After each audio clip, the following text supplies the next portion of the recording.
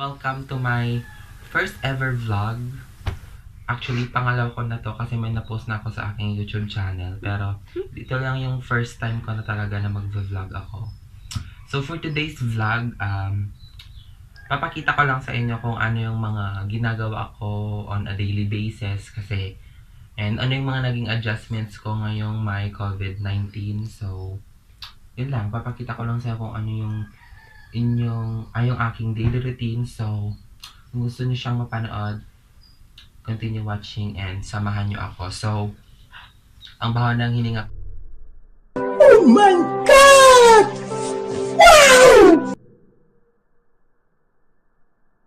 Hi, so, mag-toothbrush muna tayo kasi ang baho ng hininga ko and mag-toothbrush muna tayo. Doon muna ako guys kasi ano oras ako natulog kagabi. Alas 10 ata kasi may ginagawa akong requirement sa subject ko. And napuyat ako. Ang gumising ako ng 3 AM, natulog ako ng mga 10. At talagang pwet ako. Kaya sa ba?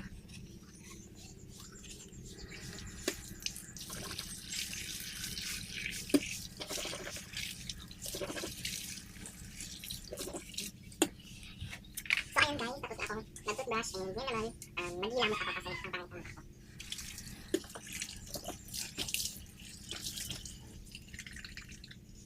So, hulog.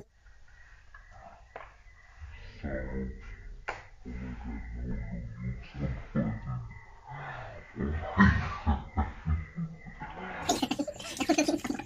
yung sabon na ginagamit ko, mura lang yan, buy them lang yan ko na. So wala akong ginagamit sa mukha ko. Kung ano yung makita kong sabon na available, yun lang yung sabon na ginagamit ko sa mukha ko.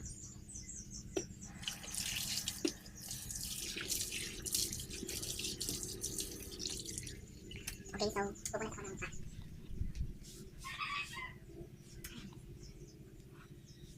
Dami kong gagawin ngayon kasi madaming trabaho sa bahay and ngayon is yung 3rd week or 4th week nata ng module namin. So, may bagong set ng module na darating mamaya. So, busy day and lika muna dito. Lika. Papakita ko muna sa inyo yung aming higaan. Yan. So, unang gagawin ko is magliligpit muna ako ng aking higaan. Liligpit muna kasi nakatulog pa kasi yung mga kasama ko. Liligpit muna ako ng aking higaan. Yan, so, bago na kumot ko kasi bago na ito kahapon. Yan, so, ligpit mo sa head. Yan, lagyan natin sa taas. Then, iwas ko na top or yun. So, ayan, ligpit na tayo. Ligpit. Ligpit na tayo.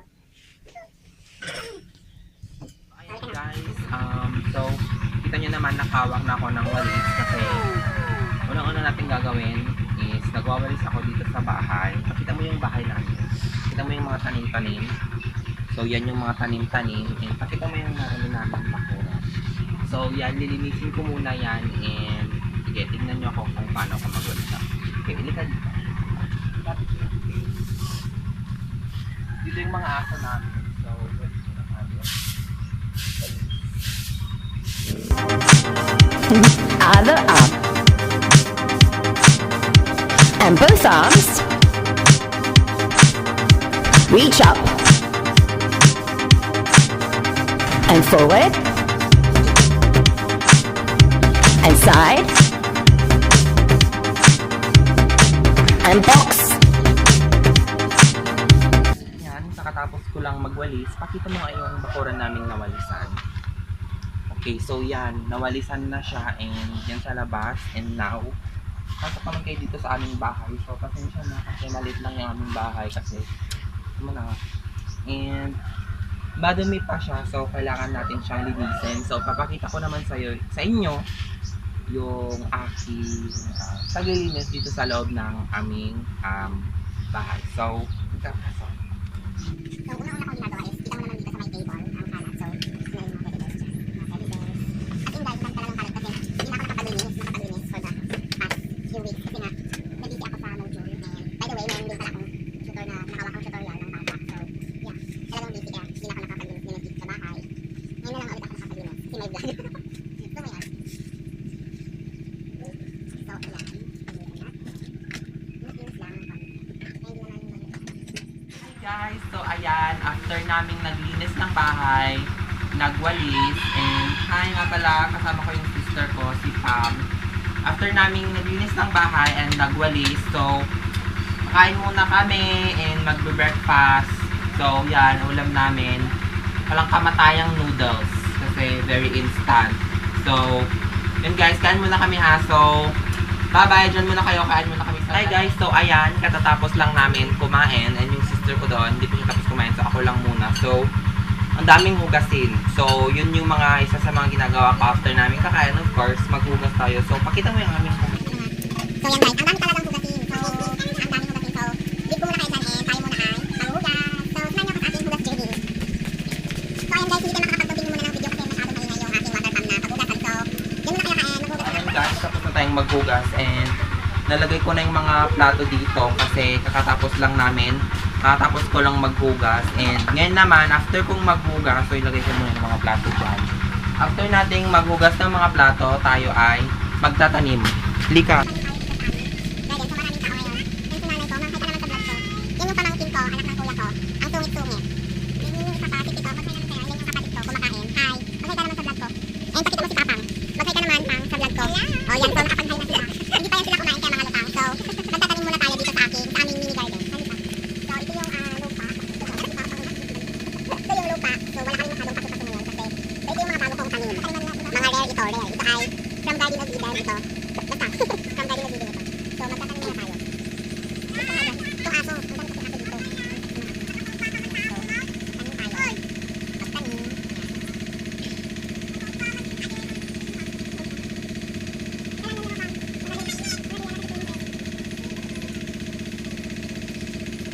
So, ayan guys, okay na yung tanim ko and bilig na lang ang kulang. So, malaki na tama ako na yung bibiligan. So, tayo yung plant. And then this one, this particular plant is called Caladium. Yes, that's Caladium. Then yung iba-ibang plants, mga kutsarita. And then next, dito tayo sa aking pinaka-favorite na part ng aming garden, which is your snake plant section. So, gusto mo yon? Yung kaibigan mong ahas, nandito yon. So, madami kaming variety ng snake plant dito. We have this beautiful, anong tawag dito? Mang? Mang? Okay, wala si Mama. So, hindi ko alam ang tawag dito, pero as I recall, ano ata to yung copper tone. Copper tone, yes. The copper tone one. And then, asan yung mga twisted ko na snake plant? Okay, this one. This particular plant is called twisted pa ba sa tao? May tao. Oh, may tao, Pam. Ay, bang ni Mama? So, this particular plant is called yung twisted na snake plant. Twisted snake plant. So, yan, yung twisted na snake plant. And then next, halika dito, marami pa. We also have this beautiful one. So, ito, maganda din siya. Kung gusto nyo magkaroon nito, nagbibenta po ako. Huwag mo niyang mag-ano. PM lang. Then next, we have this beautiful one. And then, what else? This one. So, halo-halo kasi siya dito mo. But mostly, snake plant yung mga nandito. And then, meron din kami mga cactus. Look at this one. The brain one. So, di ba kailangan natin to ngayon? Kasi nga, modular. Gusto mo ng brain? Asa ka. Pili ka rin. Kasi ang hirap magtanim. Ito. Next, ito yung aming mga love waves. Look at our love waves. Pakita mo yung aming mga love waves, madam. Ito yung ito mo, madam, yung aming mga love waves. So, yan yung aming mga love waves. Buti pa yung ano yun, yung tanim may love. Ako wala. Hindi, joke lang. Next, we have this beautiful orchid plant. Actually, rare to eh. Binibilan nila ito sa amin the last day, pero hindi ko pinabenta kasi isa pa lang. And then next, we have, dito. Yan, mga tanim-tanim. Mga tanim-tanim. Hindi ko alam kung ano mga pangalan yun eh. But this one, oh my god, it's so rare to get the particular coloring of this one. So, hindi ko alam kung anong tawag to, pero bougainvillea din siya. Bougainvillea. 36 pa lang tawag, sabi ni Mama. Andyan siya, kinukoach niya ako kung anong sasabihin ko. Then next, ito yung mga bougainvillea namin. Yan, mga bougainvillea. Kasi nga, diba, nabisi kami sa Nabisi kami sa pagtatanim ngayon kasi mostly kasi sa atin ngayong quarantine is, di ba, nandito lang tayo sa bahay. So, boring naman. So, yun yung mga naging isa kong adjustments ngayon dito sa bahay. Nakapagtanim-tanim ako. Kasi, talagang, pag nagstay ka lang talaga sa bahay, it's very boring. Kasi, it's very boring kasi, you know, wala siyang madlang masyadong ginagawa and walang class. So, why not let's, kaya naman natin mag-heal and maghilom yung ating Mother Earth. And sa magitan na, pagtatanim. So, yan yung mga yung isang naging major adjustment ko ngayong nag-quarantine. Nakapagtanim-tanim ako and it's very enjoying and nakaka-relieve siya ng stress. Pag nakita mo namulaklak yung mga plants mo na tinanim, di ba? Nakaka-relieve siya ng stress. Okay, next, we have our beautiful Mayana plant. Okay, this one. You know this one? Yeah, it's beautiful. Pero hindi ko alam ang pangalan. Okay guys, so yun na, tapos na tayo sa ating mini garden tour. So ngayon naman, pakita ko naman sa inyo yung aking next. So, kasi ang dumi-dumi ko na and next step is, of course, after nating maglinis and halugugin lahat ng dumi dito sa bahay obviously, next step is maliligo muna tayo. Sorry, yun, basically, maliligo muna ako. So, yun yung aking morning routine. Yun yung aking mga morning ginagawa sa morning. Yan, nakapaglinis and then after maligo na. And then, next naman is, papakita ko naman sa inyo mamaya kung ano yung mga ginagawa ko ng pagtanghali na and paggabi. So, continue watching lang guys and bye! Hi guys! Good afternoon. So, tanghali na. Ay, malumgaya mon. Hapon na pala. So, hindi ko na kayo na-update kanina kasi busy ako. May birthday kasi ng kapatid ko ngayon. So, yeah, naghanda sila and nagluluto sila ngayon. So, by the way, diba sabi ko sa inyo kanina, update ko kayo kung ano yung mga ginagawa ko pag tanghali. So, yun nga, nagluto kami. And then, so, ngayon naman, after namin nagluto, so, naligo na ako. And then, after ko maligo, so, wala palang module na bago. Kaya, wala pang module na dumating. So, ginawa ka is nag-answer muna ako ng mga past modules ko and nagre-research ako about sa lesson ko doon sa aking isa sa aking mga modules. So, nagre-research ako sa may mga i-research doon. So, yun lang. Nagre-research and pagtanghali naman, diyan tumatambay. Pag wala namang ginagawa, wala. Nagsiselfon lang ako. Nagsiselfon lang. So, yun lang yung mga ginagawa ko ngayong tanghali and mamayang gabi papakita ko naman sa inyo kung ano yung ginagawa ko or yung aking routine bago matulog. Thank you, bye. Dito kayo mamaya.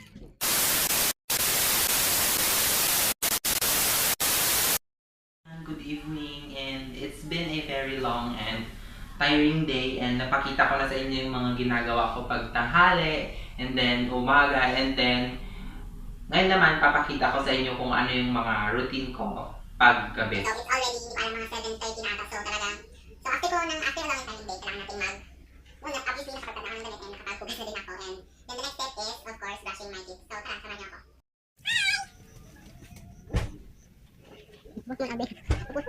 So, ganyan guys, tapos na ako mag-toothbrush. So, ngayon naman, mag-prepare na ako ng aming higaan kasi wala pa yung mga kasama ko. By the way, hindi kasi ako sa bahay natutulog. So, dito kami kila Mamang Ilya. So, mag-prepare na ako ng higaan namin. And after that, siguro mag-pipil lang ako sa Facebook or mag-Facebook lang ako sandali. And then after that, matutulog na rin ako. So, hindi ako nanood ng TV pag gabi kasi na-bored ako. Ano yung mga pinapalabas niya na Encantadia na rerun. So, naboboard ako pag nanonood ako ng TV. So, tara guys, nasa kayo sa aming kwarto. So, yung kwarto namin, medyo maliit lang. Guys, so obviously maliit lang yung kwarto namin and so, tingnan niyo muna kung paano ako ng aming higaan. Ma'am, nag-vlog ako dito ma'am. So, mag-prepare na ako ng aming higaan guys. Kasi matutulog na kami after nito. Kasi nga pagod kami kasi dami kong ginawa ngayong araw na to. Nag-vlog po ako. Nag-vlog kami. Ang tawanan natin. Sige, cut mo lang. Ipos mo po. Ano? Pupulis ko na yung aming gamit. Hindi, hindi na ako. So, yan yung na. guys, yun yung mga routine ko pag-araw. And doon na sabi ko, pinakita ko na sa inyo lahat. So, nagtatanong kayo, wala akong ina-apply sa fees ko kasi ganyan lang. Kasi wala akong pambili. Hindi ko siya as in pinapansin. So, ayun guys, yung mga nagiging routine and mga ginagawa ko from day to night on a daily basis. So, ginagawa ko yun every day. So, sana may natutunan kayo and sana na-enjoy nyo yung aking video and sana kung gusto nyo yung video ko, huwag nyo kalimutang i-like at i-share and mag-subscribe na kayo sa aking YouTube channel. Gusto mo yun? Gusto ko yan! Kung gusto mo makakita ng ganitong video, so i-like at i-share mo na to and huwag mong kalimutan mag-subscribe sa aking YouTube channel. So yun lang guys. Thank you, good night, and God bless.